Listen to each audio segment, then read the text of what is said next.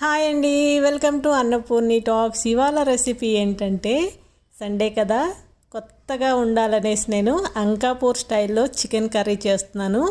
ఇప్పుడైతే చూసేద్దాం. దానికోసము ఫ్రెష్గా నాటుకోడి తీసుకున్నానండి. ఈ నాటుకోడి నాకు 1.3 kg ఉంది. దాన్ని అయితే కొట్టిన తర్వాత 1.1 kg ఉందన్నమాట. సో దాన్ని మొత్తం కూడా ఇలాగ మంచిగా నీట్గా కొట్టించేసిన తర్వాత చక్కగా వాష్ చేసుకొని నీరు ఏమి లేకుండా ఇలా పెట్టుకోవాలన్నమాట. ఇప్పుడైతే పెద్ద టేబుల్ స్పూన్తో 2 స్పూన్ల కారం అండి. కరెక్ట్గా చూడండి, ఇలా కరెక్ట్గా వేస్తే సరిపోతుంది. ఒక పెద్ద స్పూను సాల్ట్ వేసుకుంటున్నాను. అలానే 1/2 స్పూను పసుపు వేసుకున్న తర్వాత 2 స్పూన్ల ధనియాల పొడి వేసుకోవాలి. ఫ్రెష్గా దంచుకున్న అల్లం వెల్లుల్లి పేస్ట్ని ఒక 2 స్పూన్లు వేసుకోవాలి. కొంచెం వాటర్ వేసుకొని మనం మ్యారినేట్ చేసి పెట్టుకోవాలండి. కొంచెం అంటే కొంచెమే వాటర్ వేసుకొని ఇదంతా కూడా ఈ స్పైసెస్ అన్నీ కూడా ఈ చికెన్కి పట్టే విధంగా మనం మ్యారినేట్ చేసుకొని పెట్టుకోవాలి.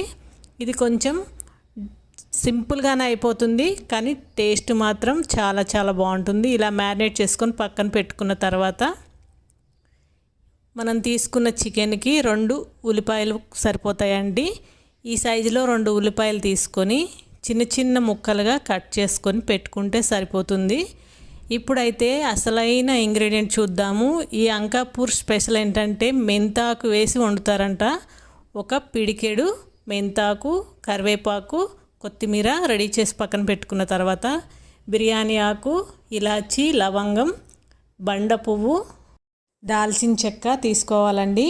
మనమైతే కొబ్బరి పొడి కూడా వేసుకోవాలి. వాళ్ళ స్పెషల్ ఏంటంటే కొబ్బరి పొడి కూడా వేస్తారంట. ఇలాచి, లవంగం, దాల్చిన చెక్క పొడి చేసి పెట్టుకోవాలి. ఇప్పుడైతే ఇలాంటి బౌల్ ఒకటి తీసుకొని పెట్టుకొని ఇలాంటి దాంట్లో వండారు వాళ్ళు, అందుకని నేను కూడా అలానే వండుతున్నాను.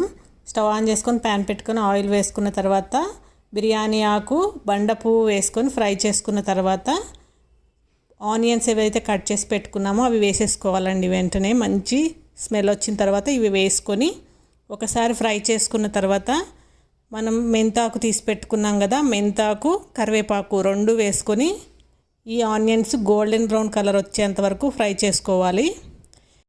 ఇలా మంచి గోల్డెన్ బ్రౌన్ కలర్ వచ్చేంత వరకు కూడా ఫ్రై చేసుకోవాలండి. మంచి రంగు వస్తేనే టేస్ట్ బాగుంటుందంట.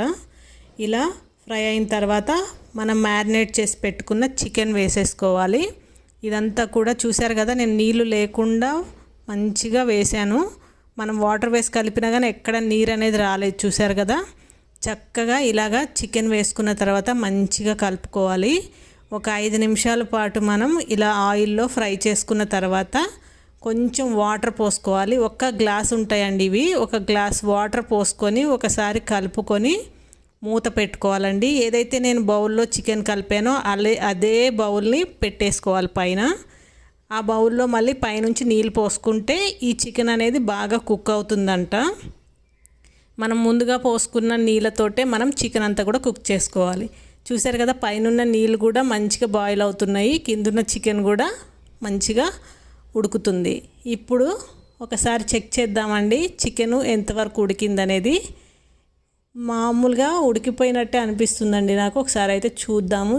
చూసారు కదా, చాలా సాఫ్ట్గా కుక్ అయిపోయింది. ఇప్పుడైతే ఈ వేడి నీళ్ళు అనేవి ఈ చికెన్లో పోసేసుకోవాలి.